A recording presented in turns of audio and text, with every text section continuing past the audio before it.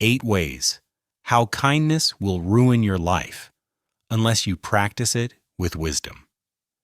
Introduction. We are taught from a young age that kindness is a virtue. We're told to share, to help, to forgive, to turn the other cheek, and we try because we believe that kindness will bring us closer to others, to peace, to meaning. But there's a darker side to kindness, a side that's rarely spoken about. When kindness becomes unthinking, when it becomes compulsive, performative, or guilt-driven, it stops being a virtue. Instead of lifting you, it weakens you. Instead of freeing you, it traps you. And if you're not aware, it can slowly, quietly ruin your life. The Stoics understood this danger. Marcus Aurelius, Seneca, and Epictetus often spoke about virtue, but always in the context of reason, justice, self-respect, and boundaries. They never preached blind kindness. They never taught self-sacrifice at the expense of inner clarity. So in this essay, we explore the 8 ways kindness can ruin your life, unless you practice it with Stoic wisdom. 1. You say yes too much and lose your time. We often equate kindness with availability. You say yes to help a friend move. You say yes to take on a colleague's task. You say yes when your energy is low, when your mind is overwhelmed, when your priorities are falling apart, just so you don't seem selfish. But here's the paradox. Every time you say yes to something misaligned, you're saying no to something essential, to your rest, your purpose, your progress. Seneca wrote, "People are frugal in guarding their personal property, but wasteful in spending time, the one thing it is right to be stingy with." Kindness without boundaries becomes self-abandonment. It is not virtuous to wear yourself down. It is not noble to become burnt out in the name of being helpful. In fact, that kindness becomes resentment. The Stoic approach: say yes when it is right, when it is aligned with your values, not just to be liked. 2. People take advantage of your silence. You stay quiet to keep the peace. You avoid arguments, even when you feel violated. You let small wrongs go, not out of forgiveness, but out of fear. This is not kindness. This is avoidance, and it makes you easy to exploit. Stoicism is often misunderstood as passivity, a way of suppressing emotions and avoiding confrontation. But that's a shallow reading. Stoicism teaches control, not cowardice. Epictetus taught that we should endure what we must, but never tolerate what is unjust.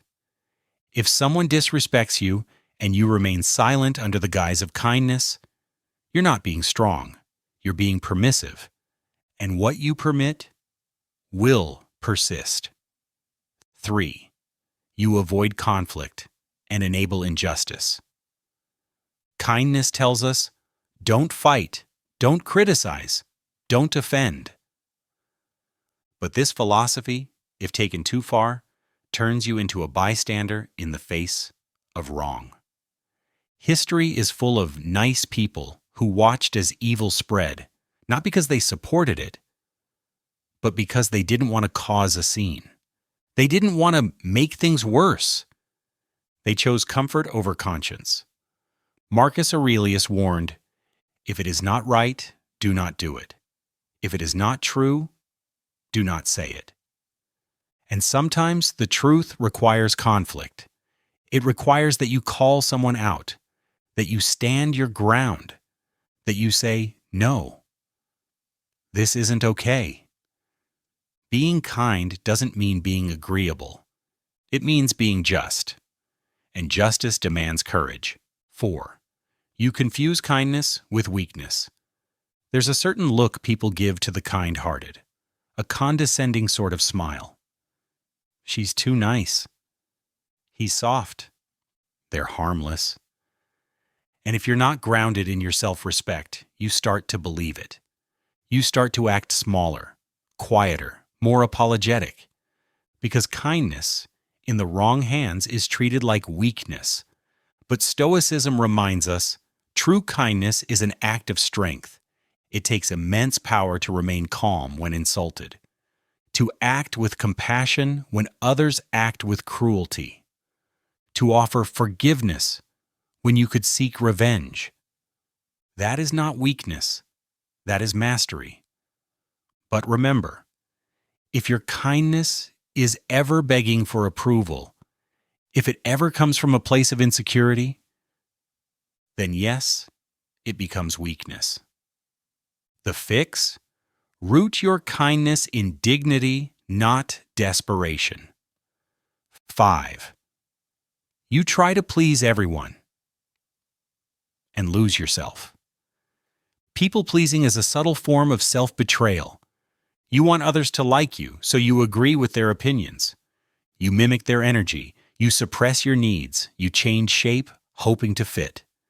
And slowly, you disappear. Seneca reminds us, if you do not know to which port you are sailing, no wind is favorable. You can't build a meaningful life if your compass is social approval, because the crowd is inconsistent. What pleases them today will bore them tomorrow. They want you bold, but not too bold, confident, but not threatening, kind, but only when it benefits them. Pleasing everyone means pleasing no one, least of all, yourself. True Stoic kindness means living by principle, not popularity. Let others be disappointed. Let them misunderstand you. That's the price of staying true. 6. You give too much and expect too little. Generosity is beautiful until it becomes a pattern of imbalance. You give your time, your attention, your energy, and in return, nothing. No thanks, no reciprocity, not even respect. And still you give because you think it's the right thing to do. But Stoicism doesn't ask you to suffer endlessly in the name of goodness. It asks you to live with reason. When you give to someone who only takes, you're not inspiring them. You're enabling them. You're reinforcing their selfishness. And you're telling your subconscious, I don't deserve more than this. That's not kindness. That's self-erasure. True virtue is measured not just by how much you give, but by who you choose to give it to. Discernment is kindness to yourself. 7. You forgive without accountability. Forgiveness is powerful, but not when it becomes a loophole for others to repeat their harm. Many kind people forgive out of fear. Fear of confrontation, fear of appearing bitter, fear of making a scene. So they accept apologies that aren't real. They give second chances to people who haven't changed. This is not forgiveness. This is surrender. Epictetus warned, a man is not harmed by the insult, but by his opinion of it. But that doesn't mean we tolerate every insult. It means we choose our responses consciously, not reactively. Forgiveness, when done properly, involves boundaries. You can wish someone well and still walk away. You can release anger and still deny access. Kindness does not mean letting people hurt you twice. 8. You fear being unkind, so you stay stuck. This is perhaps the most tragic form of kindness, when it keeps you in places you've outgrown, in friendships that drain you, in jobs that suffocate you, in relationships that no longer nourish your soul. Why?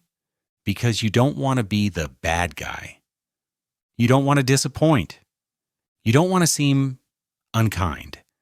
And so you tolerate the slow erosion of your joy. But Marcus Aurelius would ask, how much more grievous are the consequences of anger than the causes of it? Now ask yourself, how much more damaging is your fear of being unkind than actually being honest. Sometimes the kindest thing you can do is leave. Say no. Draw the line. Reclaim your life. Conclusion: the Stoic kindness. So where does this leave us? Are we meant to stop being kind? To harden our hearts? To withdraw into selfishness? We are meant to elevate kindness, to strip it of guilt, to temper it with reason, to root it in strength. Kindness is not a performance. It's not a weakness. It's not approval seeking.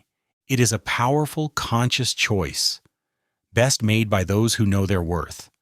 The Stoics never taught us to be nice. They taught us to be just, to be clear, to be in control of ourselves. So be kind, but also be fierce, be awake, be whole. Don't let your kindness ruin your life. Let it refine it. Nu ban mun min. Chuyen noi dung nai than voice script. Tao I tuong animation, hing and midjourney. Tak joan than video shorts tam fan. Hay noin he, min se ho trongai.